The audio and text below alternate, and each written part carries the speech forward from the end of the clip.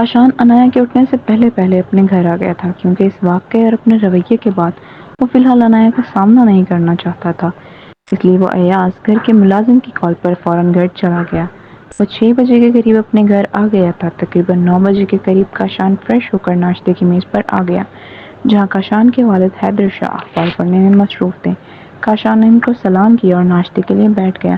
وعلیکم السلام، آج کیسے صبح صبح آ گئے برخوردار؟ کہیں راستہ تو نہیں بھول گئے تھے؟ حیدر شاہ نے اخبار نیچے رکھتے ہوئے کہا، اس میں راستہ بھولنے والی کیا بات ہے، یہ میرا بھی گھر ہے۔ کاشان نے گلاس میں جوس ڈالتے ہوئے کہا، جی جی، اسی لیے مہینے میں ایک آدھی بار چکر لگا لیتے ہو۔ حیدر شاہ نے چائے کا آخری گھونٹ لیتے ہوئے کہا، کیا ہم کوئی اور بات نہیں کر سکتے؟ کاشان نے پلیٹ میں آملیٹ رکھتے ہوئے کہا، I'm getting late، واپس آ کر ہوگی بات۔ حیدر شاہ نے موبائل سے ٹائم دیکھتے ہوئے کہا اور باہر چلے گئے۔ کاشان کچھ دیر ان کو جاتا دیکھتا رہا، پھر اس نے گردن جھٹکی اور ناشتہ ختم کر کے ایاز گھر کے ملازم کو آواز دی۔ ایاز کا کاشان سے 1-2 سال چھوٹا تھا، وہ بچپن سے ہی ان کے گھر تھا۔ ایاز، ماما کہاں ہیں؟ کاشان نے ٹیبل سے اٹھتے ہوئے پوچھا۔ کاشان بھائی، میڈم تو سو رہی ہیں، ایاز نے ناشتے کے برتن اٹھاتے ہوئے کہا۔ تمہیں ان کو بتایا نہیں تھا کہ میں گھر آ گیا ہوں؟ کاشان نے ٹی وی آن کرتے ہوئے پوچھا۔ ایاز کے جواب دینے سے پہلے ہی عرصہ حیدر شاہ، کاشان کی والدہ، ایاز کو آواز دیتے ہوئے ٹی وی لاؤنج میں آ گئیں۔ اوہ کاشان میری جان، تم کب آئے؟ عرصہ بیگم نے کندھوں پہ چادر ڈالتے ہوئے کہا۔ کاشان ان سے ملنے کے لیے آگے بڑھا۔ عرصہ بیگم نے اس کی پیشانی پر بوسہ دیا اور یہ کہہ کر چلی گئیں کہ ان کی NGO کی کوئی ضروری میٹنگ ہے، اس لیے ان کو فوری جانا ہے۔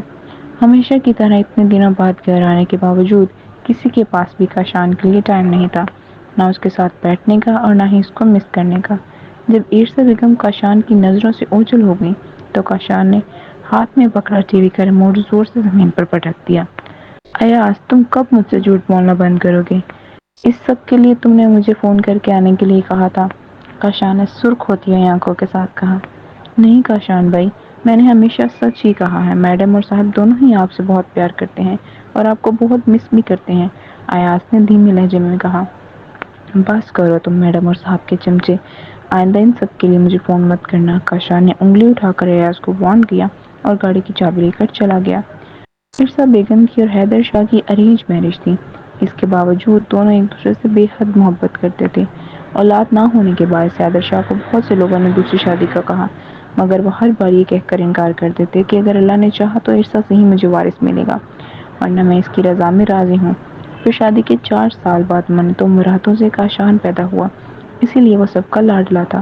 کاشان کے والد اور ریان کے والد دونوں بزنس پارٹنرز کے علاوہ خاندانی دوست تھے، اسی وجہ سے کاشان کے ریان کے گھر رہنے پر کوئی اعتراض نہیں کیا جاتا تھا۔ کاشان ہمیشہ اپنے والدین کے ٹائم نہ دینے کی وجہ سے خفا اور گھر سے لاپتہ رہتا تھا۔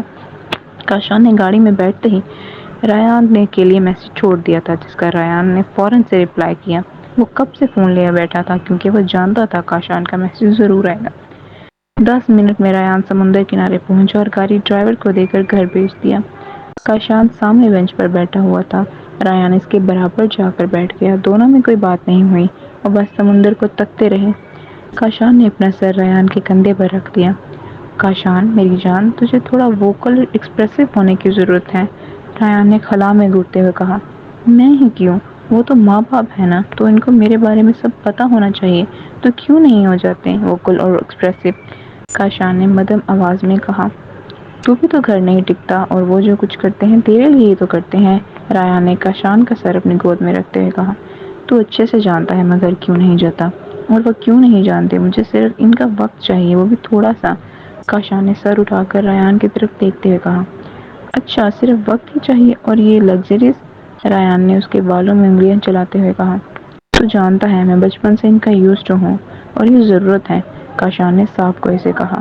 تو کاشان صاحب، ہر چیز یوں ہی نہیں مل جاتی، بعض چیزوں پر ہمیں سمجھانے کی صحیح کرتے ہوئے سمجھوتا کرنا پڑتا ہے۔ ریان کے فون پر بیل ہوئی، اس نے کال ریسیو کی اور فون بند کرتے ہوئے کاشان کی طرف دیکھا۔ کیا ہے، ایسے کیوں گھور رہا ہے؟ کاشان نے ریان کی نظریں خود پر مرکوز دیکھتے ہوئے کہا، بیجا نے گلاب جامن بنائے ہیں، کہہ رہی ہیں گرما گرم ہے، ریان نے اس کی دکھتی رگ پر ہاتھ رکھتے ہوئے کہا، جس کا سنتے ہی کاشان نے بچوں کی طرح اپنے دونوں ہاتھ ریان کی طرف پھیلا دیے۔ تو نہیں سدھر سکتا، ریان نے کاشان کو اپنی پیٹھ پر اٹھاتے ہوئے کہا۔